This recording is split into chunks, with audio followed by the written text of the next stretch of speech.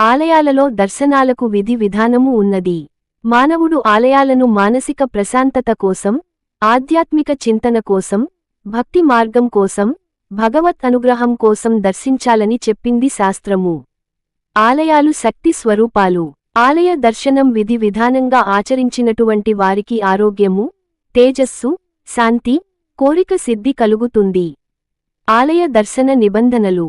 1. ఆలయ దర్శనం చేసే వ్యక్తి స్నానమాచరించి, శుచి అయి, శుభ్రమైన వస్త్రములు ధరించి, తిలకము కుంకుమ లేదా విభూది వంటివి ధరించి భక్తి శ్రద్ధలతో దర్శనానికి వెళ్ళాలి. 2. ఆలయ దర్శనం చేసేటప్పుడు విగ్రహానికి ఎదురుగా నిలబడకూడదు. 3. ఆలయంలోకి ప్రవేశించే పూర్వమే ప్రదక్షిణాలు, ధ్వజస్తంభ దర్శనము వంటివి చేయాలి. 4. ఏ ఆలయమైతే దర్శిస్తున్నామో ఆ ఆలయ దర్శన విధి విధానం ప్రకారం అక్కడ ముఖ్య ఆలయాలను, ద్వారపాలకులను, సాక్షి దేవతలను, గ్రామ దేవతలను దర్శించాలి. 5. శివాలయాలను దర్శించుకునేటప్పుడు ముందుగా ఆలయంలో ఉన్న విఘ్నేశ్వరుని దర్శించుకోవాలి. 6. ఆలయాల్లోకి ప్రవేశించే పూర్వము ఆలయానికి కనీసం 3 సార్లు ప్రదక్షిణ చేయాలి. 7. శివుని దర్శనం ఎదురుగా నిలబడి చేయకూడదు. అభిషేకం వంటివి పక్కనుండే చేయాలి. శివాలయ దర్శనంలో శ్రద్ధ, శుభ్రత మరియు నామ లేదా మంత్ర జపము ప్రాధాన్యము. 8. శివదర్శనము నంది యొక్క వెనుక భాగాన్ని పట్టుకొని నంది యొక్క కొమ్ముల మధ్యలో నుండి చూపుడు మరియు బొటనవ్రేలు మధ్యలోనుంచి చూడాలి. 9.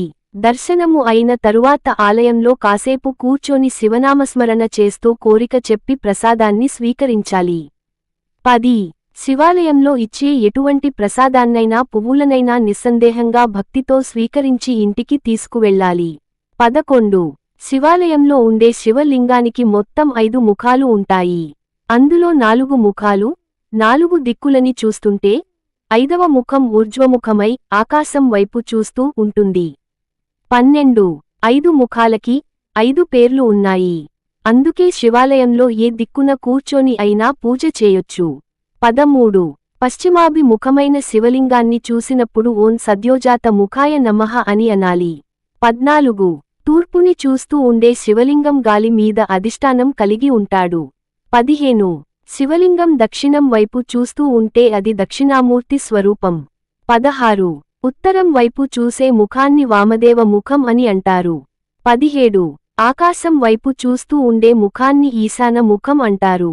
మనం లింగం పైన చూసి ఓం ఈశాన ముఖాయ నమః అని అనాలి. ఈ వీడియో మీకు నచ్చినట్లయితే లైక్ చేసి షేర్ చేసి కామెంట్ చేయగలరు. జై శ్రీరామ్.